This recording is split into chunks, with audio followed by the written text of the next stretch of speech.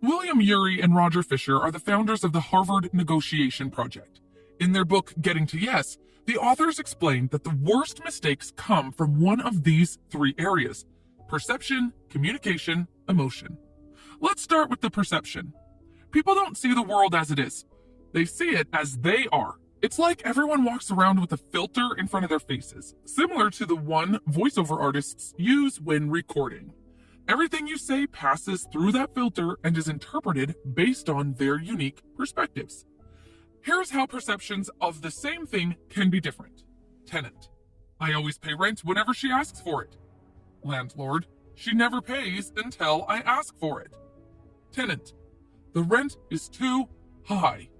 Landlord: the rent has not been increased for a long time. Tenant: she is cold and distant, never asks how I am. Landlord: I'm a considerate person who never intrudes tenants' privacy.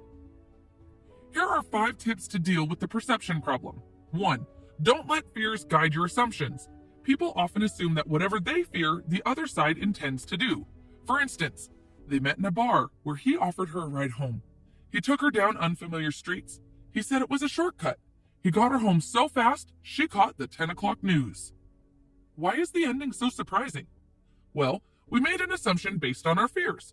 It is all too easy to fall into the habit of putting the worst interpretation on what the other side says or does. 2. Discuss each other's perceptions openly. Here is how things look like from my perspective. How does it look from your perspective? 3. Put yourself in their shoes. How you see the world depends on where you sit. It's not enough to study them like beetles under a microscope. You need to know what it feels like to be a beetle. 4. Don't blame them for your problem. Instead of saying, you broke your word, say, I feel let down. Instead of saying, you're racist, say, I feel discriminated against.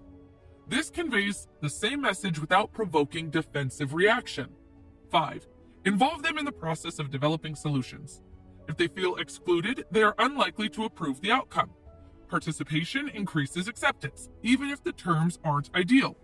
This is the most critical factor in whether the other side accepts the solution or not. For example, if you fail to ask an employee whether he wants an assignment with responsibility, don't be surprised to find out that he resents it.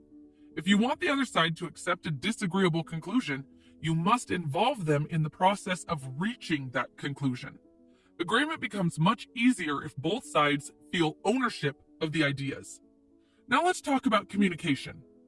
Whatever you say, expect that the other side will almost always hear something different. Why? Because people don't listen to understand, they listen to respond. You might agree with this, yet you likely make the same mistake. While the other person talks, you're already thinking about the response that you will give once they stop talking. This is a huge problem. So how do you communicate effectively?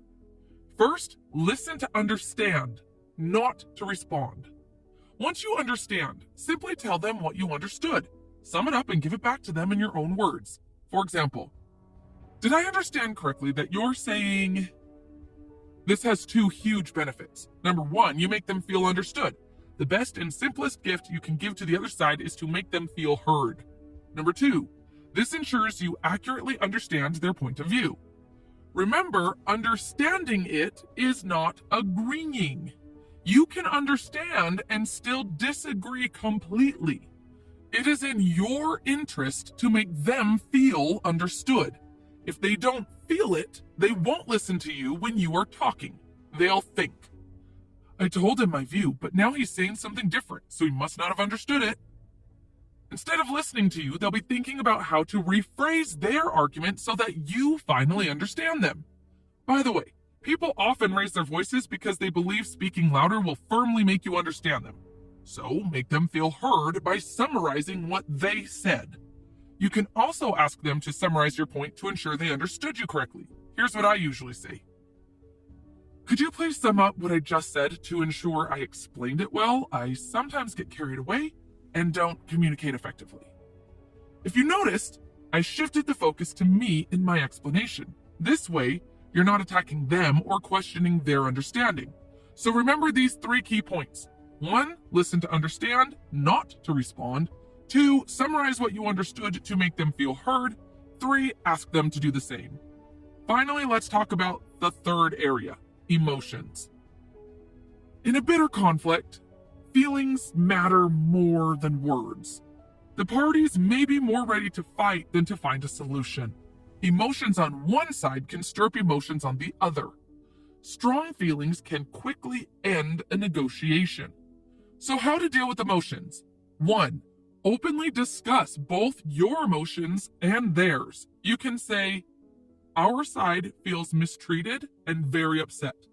We're afraid an agreement won't be kept even if we reach one. Whether it's rational or not, that's how we feel.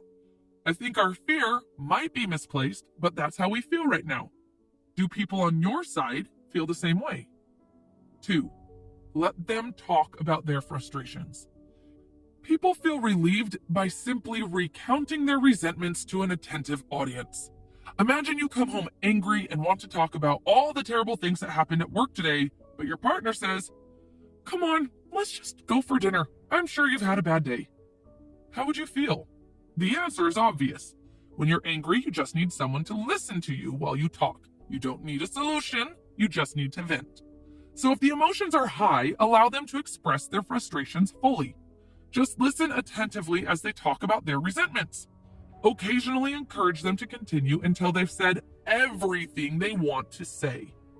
By handling the emotions first, you make it easier for everyone to work together.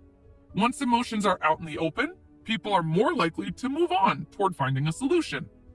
If you don't handle the emotions first, they will just keep coming back, and at some point you'll find yourself or the other side screaming.